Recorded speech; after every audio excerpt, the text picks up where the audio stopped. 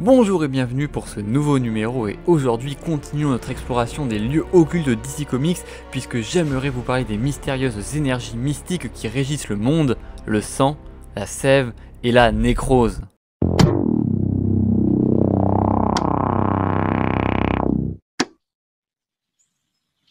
Et commençons ensemble notre périple au sein des entrailles de l'univers avec le sang, aussi appelé le Red. Cette énergie relie et imprègne toute vie animale et micro-organique dans l'univers. Et comme toutes les autres énergies, elle est gouvernée par un parlement, The Parliament of Lambs, traduit en français par le Parlement des membres. Et ce parlement a une mission bien précise. Pour protéger la vie animale et faire respecter l'équilibre entre les trois grandes énergies, il doit choisir un avatar. Les avatars, que ce soit pour le sang, la sève ou la nécrose, sont des élus, des personnes ou des entités qui se voient investis du pouvoir d'un parlement afin de le défendre et de préserver l'équilibre. Car sans l'équilibre entre le sang, la sève et la nécrose, c'est toute l'intégrité de la vie elle-même qui est compromise. Mais si vous pensez d'ores et déjà que la nécrose sont les méchants, détrompez-vous. En ce monde, il n'y a pas de méchants. Chaque énergie peut chercher à soumettre les autres. Ce sera notamment le cas dans l'excellent Swamp Thing Green Hell, où le Parlement des arbres décidera que les humains étaient allés trop loin avec leur pollution et enverront un avatar maléfique pour purger l'humanité de ses péchés. Et quant au Parlement du sang, ils choisissèrent aussi un avatar. Et si beaucoup pensent d'ailleurs qu'il s'agit d'Animal Man, eh bien ils se trompent. En réalité, Buddy Baker, alias Animal Man, s'est vu octroyer les pouvoirs du sang uniquement le temps de protéger sa fille qui est encore mineure, qui elle est le véritable avatar du sang.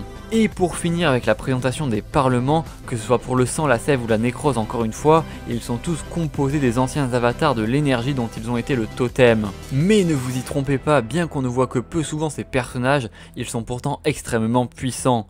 En effet, une fois connecté au sang, un avatar peut imiter n'importe quelle aptitude animale, qu'il vienne du passé, du présent ou même du futur. Et ainsi, en combinant la puissance d'un T-Rex, les réflexes d'une mouche et la régénération d'une bactérie, Animal Man devient alors virtuellement invincible. Et en plus de ça, il peut aussi contrôler les autres animaux si leur esprit n'est pas trop complexe, et cela inclut bien sûr les humains. Et enfin, la connexion au raid des avatars du sang leur permet d'accéder à la dimension du sang, un champ d'énergie cosmique qui connecte toute vie animale qu'on appelle la toile du vivant. Et ainsi, cette connexion au champ morphogénétique de l'univers offre un accès illimité à tous les animaux de l'univers, quelle que soit leur origine ou leur planète. Et d'ailleurs, cette dimension leur permet aussi de se déplacer partout dans l'univers et faisant donc d'eux l'un des êtres les plus puissants ayant jamais existé. D'ailleurs, dans la série Titan, une fois connecté au raid, Garfield Logan alias Beast Boy entrera en contact avec les êtres vivants dans d'autres univers que le sien, que ce soit des films, des séries appartenant à d'autres chaînes de télé ou même des dessins animés. Parce que oui, bien qu'il n'y ait qu'un seul avatar, plusieurs héros cependant sont aussi connectés au raid, comme par exemple Changelin, Freedom Beast ou encore Black Orchid qui elle est connectée à la fois au sang mais aussi à la sève. Et justement, la sève, parlons-en.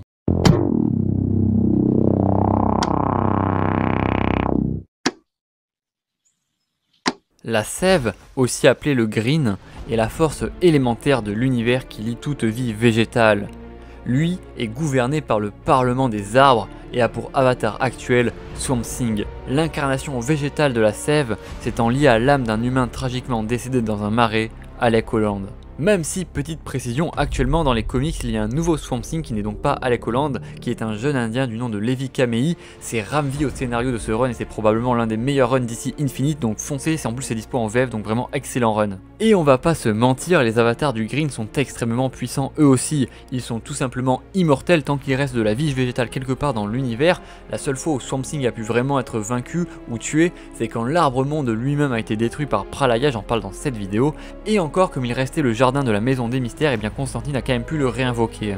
Et bien sûr, les avatars du Green ont un contrôle total sur les plantes et les arbres, mais peuvent aussi utiliser des aptitudes plus originales comme celles liées au poison créé par les plantes. Et finalement, le Parlement des arbres est l'un des plus puissants car grâce à lui, Swamp Thing a pu soumettre tous les autres et devenir littéralement Dieu. Et même si Animal Man aussi a déjà réussi à atteindre les pouvoirs d'un dieu, là c'est différent, Swamp Thing lui était vraiment devenu le souverain suprême de l'univers. Et d'autres personnages comme par exemple Poison Ivy sont aussi liés au Green et sont tout aussi puissants, j'en ferai sûrement une vidéo sur Poison Ivy parce que je pense que vous n'êtes pas prêts.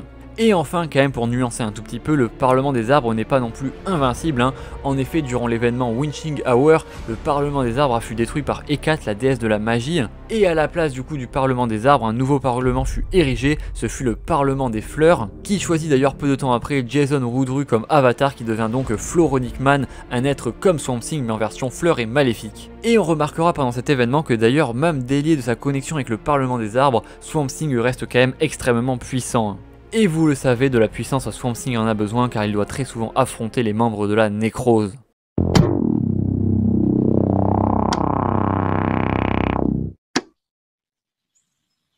La nécrose, aussi appelée The Black ou encore The Rot, est la force fondamentale de l'univers associée à la mort. En effet, c'est dans la décomposition et la pourriture des êtres vivants qu'elle prospère. D'ailleurs, sa base se trouve dans le royaume des eaux, pour vous donner un petit peu l'ambiance quand même. Et en tant que tel, il agit en opposition donc avec les forces vitales telles que le rouge ou le vert, mais comme je vous l'ai dit, ce n'est pas forcément un méchant en tant que tel, puisque sans la mort, la vie deviendrait tout simplement ingérable. Et comme toutes les autres forces élémentaires, le Rot est gardé par un parlement de Parliament of Decay ou le parlement de la décadence. Bon, et quand même, on va pas se mentir, ils ont quand même souvent le rôle des méchants, avec pour avatar de prédilection les membres de la famille Arcane, avec en chef de file bien sûr Anton Arcane, l'arc-némésis de Swamp Thing. Et Anton Arcane, c'est vraiment le mal absolu. Déjà, il est russe, en plus de ça, il mangeait des cadavres de lapins quand il était enfant, et en plus, il fait revivre les morts, donc finalement, qu'est-ce qu'on peut demander de plus? Et d'ailleurs, lui aussi est virtuellement invincible, puisqu'il renaît littéralement de la mort elle-même. Car en effet, son énergie étant celle de la décomposition, il pourra toujours réanimer son cadavre lorsque celui-ci sera tué, vu que celui-ci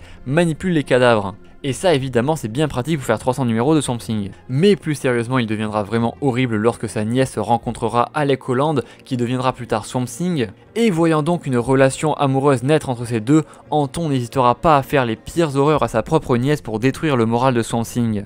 Il kidnappera aussi d'ailleurs leur enfant Tefé Holland qu'il torturera pendant un moment. Et pire, Anton Arcane convaincra le Parlement de la Décadence de faire de Abigail Arcane, sa propre nièce, une des avatars de la nécrose, l'opposant ainsi par nature à celui qu'elle aime, Swamp Thing. Car Anton savait qu'il ne pouvait pas briser Swamp Thing physiquement, il décida donc de le briser psychologiquement. Et finalement, Swamp Thing, pour stopper Anton Arcane, sera même obligé de transpercer le cœur d'Abigail et donc de tuer la femme qu'il aime. Cependant, à ce moment-là, le Parlement de la nécrose la ramènera sous forme d'un avatar, et ainsi, Abigail Arcane deviendra donc la reine noire, l'avatar de la mort, de la nécrose et de la décadence, contrainte donc de vivre pour l'éternité loin de Swamp Thing, en opposition absolue avec celui qu'elle aime.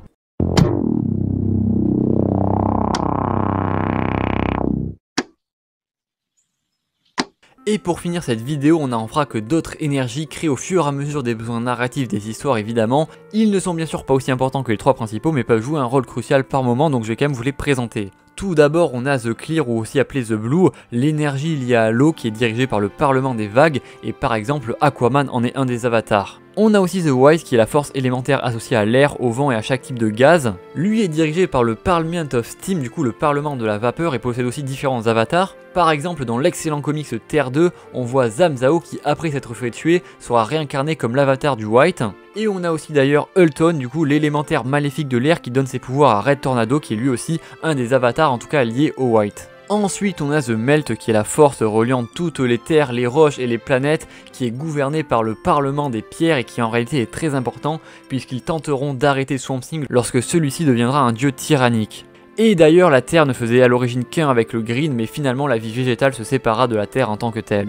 Et pour en finir avec le 4 éléments, il y a aussi la puissance liée au feu qui est dirigée par le Parlement des Flammes. Et les 4 éléments principaux sont quand même très importants puisque si quelqu'un parvient à soumettre à la fois le Parlement de l'eau, du feu, de la terre et du vent, il devient alors littéralement un dieu vivant comme on le voit dans le run de Mark Millar sur Swamp Thing.